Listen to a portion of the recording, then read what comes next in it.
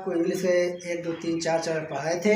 उन चरण में जितना हमने आपको बताया था उस चरण का हम आपको प्रैक्टिस करवाना चाह रहे हैं।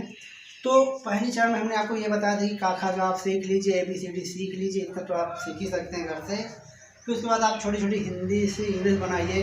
कमल, KML, बकरी, BAKRI, उनकी माने भी याद करिए, संज्ञा याद करिए, नेमिंग बॉडी नाउन।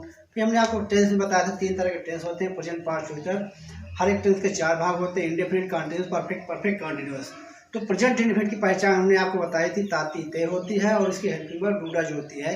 तो उसके हम इंग्लिश का फार्मूला बताए थे आपको, सब्जेक्ट वर्ब ऑब्जेक्ट होती है। और हेल्पिंग वर्ब कहाँ यूज करनी है, साधारण वाक्य भी आपको बता दिए थे, सेंटेंस बता दिए थे। ये बेसिक चीज़ आपको जानना बहुत जरूरी है, सेंटेंस और उसकी स्ट्रक्चर, वर्ब, नाउन। अब जैसे हमने छोटे छोटे ट्रांसलेशन, आम खाओ, तो इसका सरल हो गया, पहले वर्ब रखे जाएंगे, ईट मैंगो, ईट मैंगो। घर मत जाओ, तो जब मना किया जाता है तो डोंट पहले रखा जाता है, डोंट गो होम, फिर वर्ब रखी जाती है, फिर ऑब्जेक्ट, डोंट गो होम। यहाँ आओ, कम हियर, कम हियर।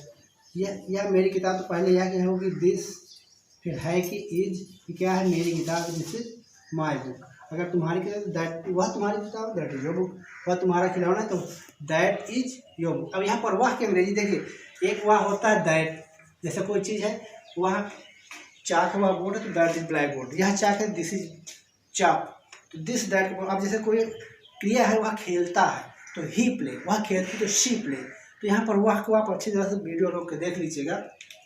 ये बच्चे हैं, दीज आर चिल्ड्रेन, क्या ये हमारे मित्र हैं, तो है कि नहीं, पहले आर, जैसे ये हमारे मित्र हैं तो होगा these are friends, are friends. अब क्या, तो आर पहले आ जाएगा, are these are friends, sorry, है कि नहीं, ये वाला ARE, आर दीज आवर, जैसे आवर पढ़ते हैं, आर पढ़ते हैं, ओ यू आर फ्रेंड्स, क्या ये हमारे मित्र। श्याम रोटी खाता है, तो कर्ता क्रियाक्रम श्याम ईट्स, एक वचन है, सिंगुलर है, तो श्याम ईट्स ब्रेड।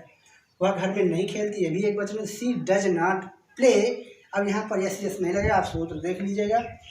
चौथे चरण हमने पढ़ाया था, क्या वे अपना काम करते हैं, डू दे, पहले हेल्पिंग वर्ब, फिर करता, फिर अगर नॉट है तो नॉट नहीं है इसमें, तो नहीं रखेंगे, do they work, do their work, अपना काम।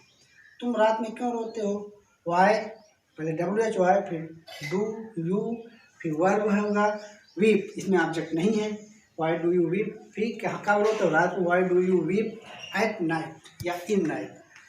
अब ये आपका होमवर्क है, आप इसको थोड़ा जूम देख लीजिए, इसको पास में लाना जरा मोबाइल, देख लीजिए। ये हेल्पिंग वर्ब निबंध लिखो, गंदा कपड़ा मत पहनो, वहाँ मत जाओ, हम बोल भी ना, अगर न समझ में आए वीडियो में तो आप लिख लीजिए, रोक रोक के ट्रांसलेशन करिए, घर में प्रैक्टिस करिए।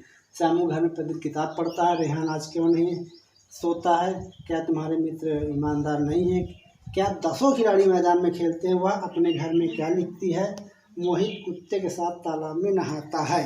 तो ये आपको प्रैक्टिस हो गई 5, ठीक है।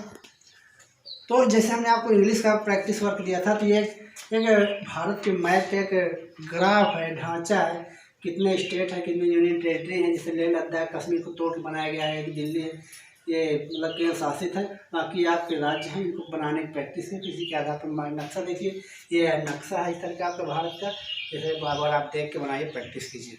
ओके, धन्यवाद।